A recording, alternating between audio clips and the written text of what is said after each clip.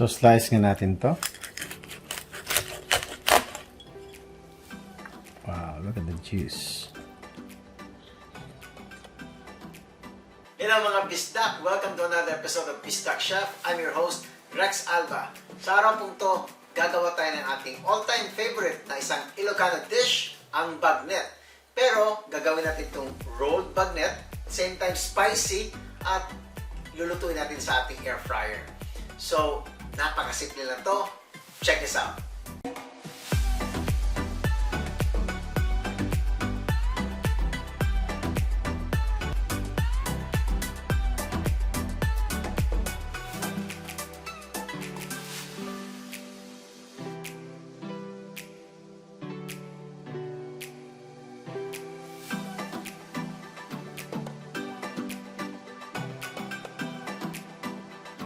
Magpapakulo muna tayo ng tubig habang ating niroll ang ating pork belly. So once malinis ng ating pork belly, atin na itong bubudburan ng asin. Lagyan din natin ang ating garlic powder. Ating rub lang. Okay? Now, panahon na sa ating pag-roll. So, make sure na ang cut nyo ay tamang-tama lang na mag-meet yung both ends nito para hindi mag-overlap. Kasi pag nag-overlap, may possibility na hindi magiging crunchy ang dulo. So, make sure na tamang-tama lang. So, gagamitin natin ang twine. Ginagawa ko, tina-turn ko yung belly upside down.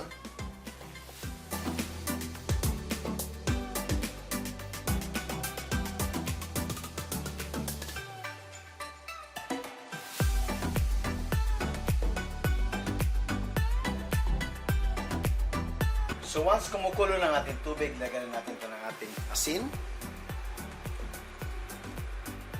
ang ating bawang, ang ating green onions, bay leaves, pork bouillon cubes sa ating ground white pepper, ang ating mix ng dried chili, chili powder, at ang ating black pepper corn.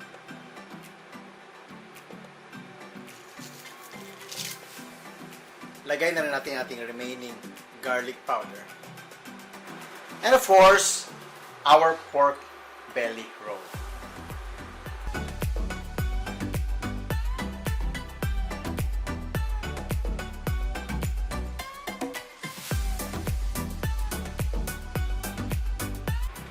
After 10 minutes, tingnan natin ang ating pinakuloang lechon belly. So, yun.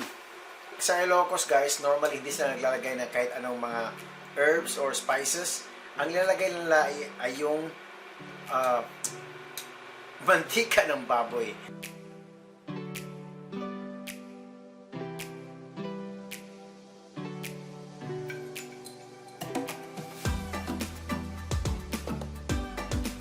Lalagyan din natin ang ating ground black pepper. Panlin natin. So, ang kaibahan guys ng lechon kawali at bagnet ay yung process ng pagluto niya. Yung bagnet, nakita niyo naman na naglagay tayo ng lard sa pagpapalabot ng baboy. And at the same time, normally, kung susundan mo yung tradisyon ng mga pagluto ng bagnet, it takes about 3 to 5 days para lutuin na. Dahil gusto nilang dried up na yung meat bago nila i-deep fry. Whereas yung kawali, you can just let it sit for 12 hours or just overnight. And also, and of course, syempre yung region paano nila kinakain yung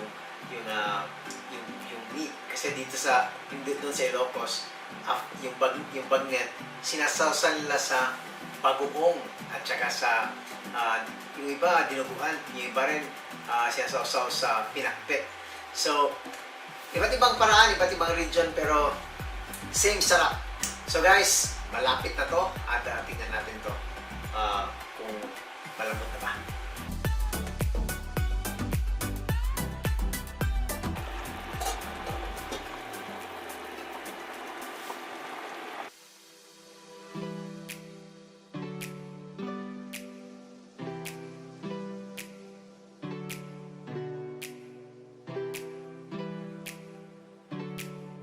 Ito yung ating ito appears ng ating mga barbecue sticks.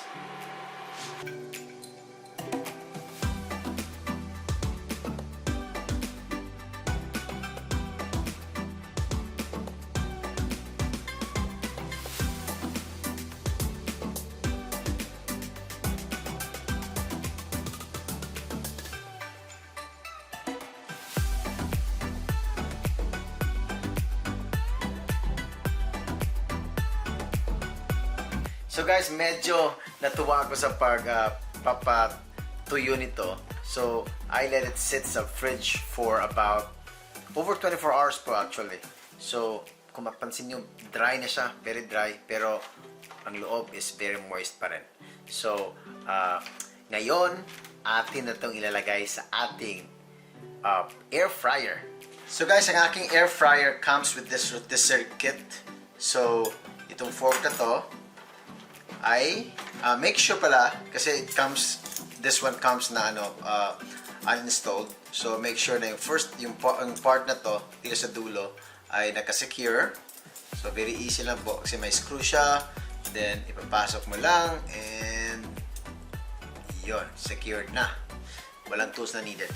And ngayon ipapasok natin ang part na to dito sa ating one end sa ating pork belly. So yon, isagad natin. So if you can see, talagang nakasagad siya. And on the other end, ilalagay natin itong ating fork part dito, accessory. So make sure na naka-align. Isi-secure lang natin itong kabilang end ng ating kit. Make sure na all the way siya nakapasok. So typically, ang aking air fryer, there are several racks na gaya nito. Tatanggalin ko to. I'm just gonna leave yung drip dish dito. Ito yung matabang area na to. Ito yung nasa left side. Kasi dito ang motor sa left side. Okay? So atin na ilalagay ang ating pork belly. So just slide it. Once na mapasok nyo, bigyan ng push konti. Iyon. So that means naka-attach siya sa motor nyo, and let's give it a try. Okay? So ang kagandahan ng air fryer na to is may rotisserie setting siya. So just turn the button on and choose yung rotisserie na button para mag-engage ang motor. Ang default niya would be 375. You want to increase it to 400 dahil luto ng ating belly. And then, yung timer, I would go to 50 minutes. And if you need more, let's say you would check it later on tapos malambot pa yung skin, you can always add some. Ang importante lang is, hindi mo ma-disrupt yung heat na nandun sa loob lalo na pag kasa-start mo pa lang magluto. Alright? We'll check it out later.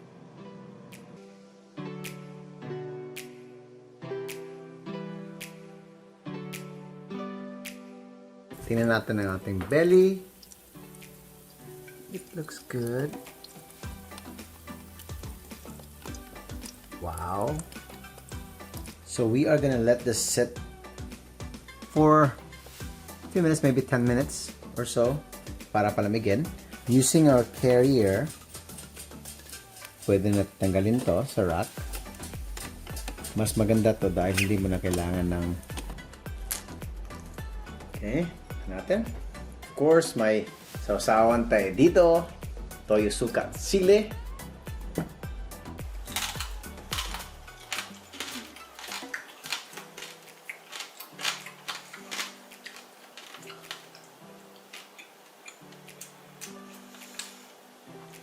Alam mo, syempre nakatikim tayo ng rolled lechon belly, no? Na may mga spices sa loob. Halos wala siyang pagkakaiba. Despite sa less trabaho to, I mean less trabaho to the point na hindi mo na kailangan ng stuffing sa loob. Pero yung flavor niya, mas gusto ko to dahil siguro din dahil sa nilagay natin na yung oil niya, yung lard, may difference din.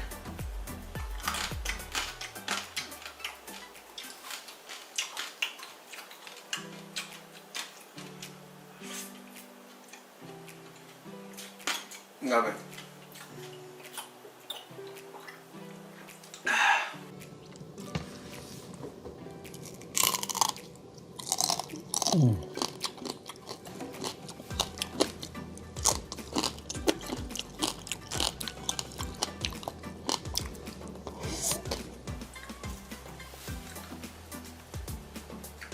More.